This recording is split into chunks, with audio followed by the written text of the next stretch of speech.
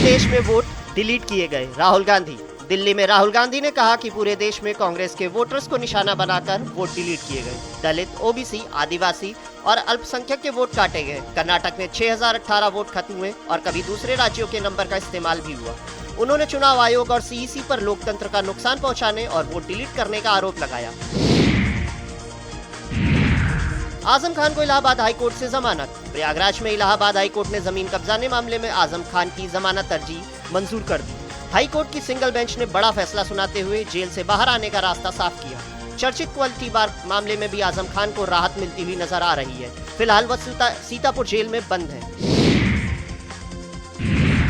राहुल गांधी के आरोपों पर बोला चुनाव आयोग ने राहुल गांधी के आरोपों पर प्रतिक्रिया दी कि वोट ऑनलाइन डिलीट नहीं हो सकता।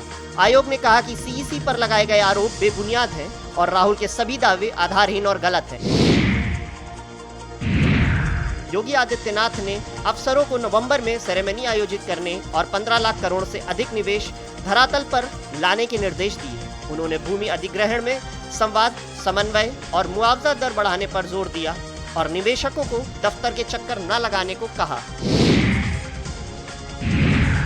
एआईएमआईएम के प्रदेश अध्यक्ष शौकत अली का बयान। लखनऊ में एआईएमआईएम प्रदेश अध्यक्ष शौकत अली ने कहा कि ओपी राजभर और उनके बेटों पर एफआईआर कराऊंगा। उन्होंने बताया कि उन्हें सिर काटने और गोली मारने की धमकी दी जा रही है। शौकत अली ने ओपी राजभर को मुस्लिम वोटों के दम पर एमएलए बनने और इतिहास न जानने का आरोप भी लगाया। उन्होंने अखिलेश यादव पर भी राजभर को आगे बढ़ाने का आरोप लगाया। सपा सांसद अवधेश प्रसाद का बयान। वाराणसी में सपा सांसद अवधेश प्रसाद ने कहा कि आज यूपी के किसान परेशान हैं और गाय के लिए चारा भी नहीं मिल रहा। उन्होंने कहा कि छुट्टा पशुओं की वजह से एक्सीडेंट हो रहे हैं और देश में खुलेआम वोटों की डकैती हो रही है। मुख्यमंत्री योगी आदित्यनाथ का बयान। लखनऊ में मुख्यमंत्री योगी आदित्यनाथ ने कहा कि जीएसटी रिफॉर्म दिवाली का उपहार और पीएम मोदी की तरफ से देशवासियों के लिए बड़ा गिफ्ट है। इससे व्यापारी की परेशानी दूर होगी। उन्होंने बताया कि 22.80 लाख करोड़ का जीएसटी संग्रह हुआ। 2017 से पहले ये 7 लाख करोड़ था और टैक्स पेयर्स की संख्या 1.52 करोड़ हो गई। देश में एयरपोर्ट की संख्या 160 हो गई। अखिलेश यादव के ट्वीट पर बोले अरुण राजभर।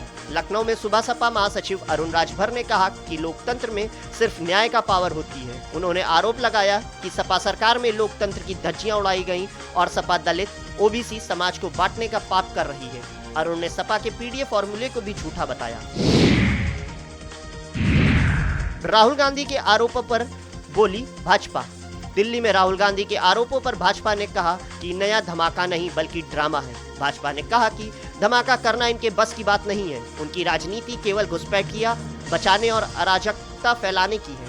भाजपा ने राहुल से लोकतंत्र के खिलाफ साजिश बंद करने और आरोप लगाकर माफी मांगने से रोकने की अपील की। इलाहाबाद हाईकोर्ट का महत्वपूर्ण फैसला। प्रयागराज में इलाहाबाद हाईकोर्ट ने कहा कि आरोपी को तलब करना ट्रायल कोर्ट की शक्ति है, लेकिन इसका प्रयोग आंख मूंद कर नहीं किया जा सकता। तलब करने के लिए गवाही में पर्याप्त बल होना चाहिए। यह टिप्पणी चंदौली के एक मामले की सुनवाई के दौरान दी गई। बीजेपी नेता अनुराग ठाकुर का बयान।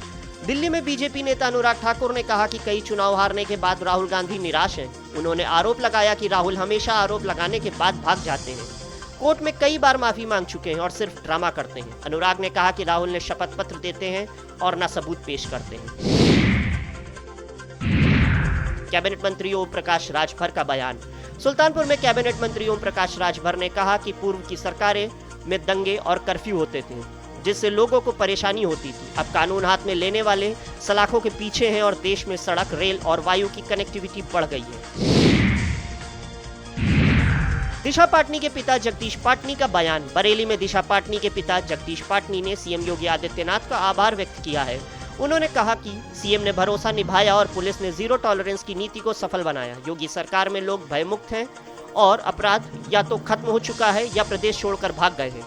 जगदीश ने कहा जो सीएम ने कहा वह कोई और नहीं कह सकता। डिप्टी सीएम केशव प्रसाद मौर्य का पोस्ट। लखनऊ में डिप्टी सीएम केशव प्रसाद मौर्य ने कहा कि राहुल गांधी का काम लोकतंत्र बचाने का नहीं। उनका कहना है कि राहुल गांधी परिवार सिर्फ अपने परिवार को बचाने और भ्रष्टाचार छुपाने में लगा है। स्वामी प्रसाद मौर्य का बयान। गाजीपुर में अपनी जनता पार्टी के अध्यक्ष स्वामी प्रसाद मौर्य ने कहा कि 27 का चुनाव बीजेपी की विदाई का चुनाव होगा। उन्होंने बताया कि 10 पार्टियों का एक मोर्चा बनाया गया है, जिसे लोक मोर्चा का नाम दिया गया है। स्वामी प्रसाद मौर्य ने कहा कि बीजेपी के पाप का घड़ा भर गया है और इसे फोड़ने के लिए लाइक माइंडेड लोगों से परहेज नहीं किया जाएगा। वे सम्मान, संविधान और जनहित हुंकार यात्रा के तहत पहुंचे थे। एआईएमआईएम प्रदेश अध्यक्ष शौकत अली पर केस दर्ज। आजमगढ़ में एआईएमआईएम प्रदेश अध्यक्ष शौकत अली के खिलाफ महाराजा सुहेलदेव पर विवादित टिप्पणी के चलते केस दर्ज किया गया। ये मुकदमा अहिरौला थाने में भाजपा नेता की शिकायत पर दर्ज किया गया। कैबिनेट मंत्री संजय निषाद का बयान। आजमगढ़ में कैबिनेट मंत्री संजय निषाद ने कहा कि लोगों को सरकारी योजनाओं का लाभ मिल रहा है। उन्होंने बताया कि भूमिहीन मछुआरों को भी केसीसी का लाभ मिल रहा है और सरकार की तरफ से उन्हें प्रशिक्षण भी दिया जा रहा है। मंत्री दिनेश प्रताप का राहुल गांधी पर हमला। दिल्ली में मंत्री दिनेश प्रताप ने राहुल गांधी पर हमला किया। उन्होंने कहा कि कांग्रेस के लोग उन्हें बहका रहे हैं और गलत दिशा में ले जा रहे हैं। दिनेश ने आरोप लगाया कि अगर चोरी संभव होती तो वह सांसद नहीं होते। राहुल गांधी वोट डकैत के परिवार से हैं और उन्हें कोई गंभीरता से नहीं लेता।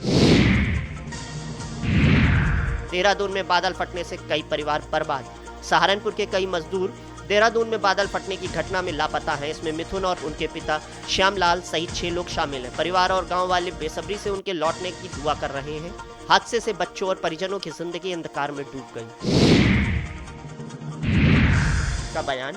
पूर्व केंद्रीय मंत्री मुख्तार अब्बास नकवी ने कहा कि राहुल गांधी का आरोप निराधार है और कांग्रेस खुद अपना जनाधार खो रही है। उन्होंने आरोप लगाया कि राहुल हवाई बातें करके लोकतंत्र को हाईजैक करने की गलतफहमी में है और जनादेश का आपराधिक अपमान कर रहे हैं, जबकि ये चुनाव आयोग का अपमान है।